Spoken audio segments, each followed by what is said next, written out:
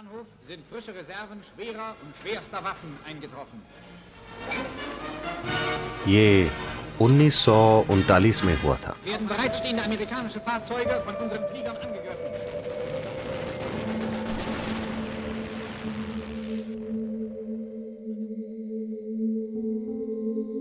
Germany या शायद Austria के एक यहूदी परिवार को बंदी बना लिया गया था। पहले उन्होंने माता पिता को बंदी बनाया और फिर बच्चों को, और वो उन्हें अलग अलग स्थानों पर ले गए।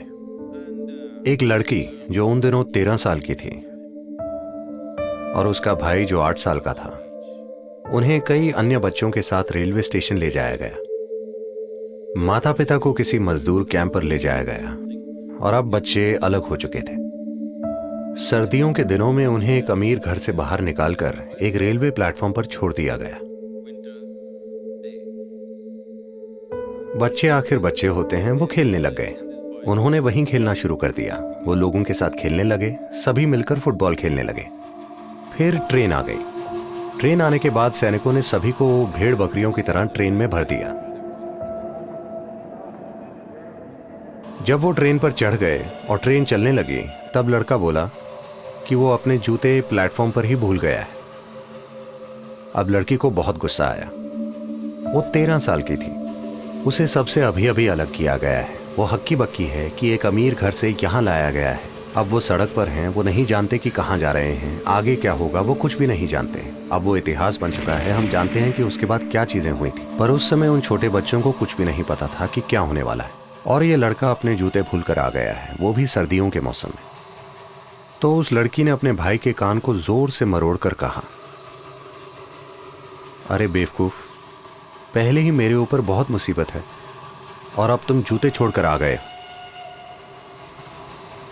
फिर अगले स्टेशन पर उन्होंने लड़के और लड़कियों को अलग अलग कर दिया। लड़के को एक जगह ले गए, लड़की को किसी दूसरी जगह ले गए।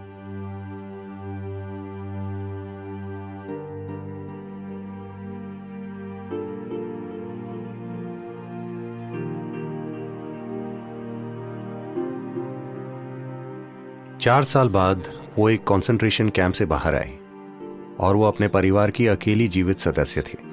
उसके भाई समेत परिवार के 17 लोग बस गायब हो गए। उसे कभी पता नहीं चला कि वो कहां गया।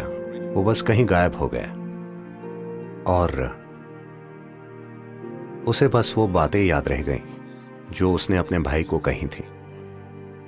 वो कुछ अच्छा कह सकती थी, लेकिन उसने इतनी भयंकर चीजें कही क्योंकि उसके भाई ने अपने जूते खो दिए थे।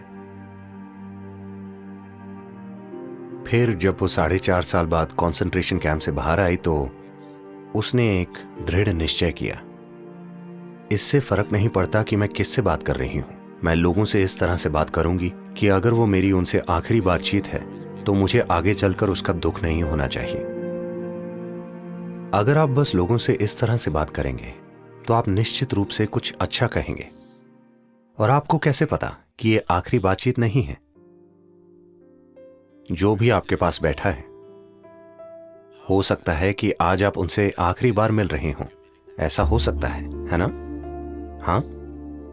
और ये एक वादा जो उसने खुद से किया, इसने उसका पूरा जीवन ही बदल दिया और वो बहुत ही सुंदर इंसान बन गई, क्योंकि उसने तय कर लिया कि वो जिससे भी बात करेगी वो इस तरह बात करेगी कि अगर ये आखिरी बातचीत हो तो उसे दुख ना हो। उसके साथ इतनी भयंकर घटना हुई, पर उसने उसे एक आशीर्वाद में बदल दिया। अगर आपके पास जागरूक बुद्धि हो तो आपके जीवन में जो कुछ भी होता है उसे आप अपने लिए एक महान संभावना में बदल सकते हैं।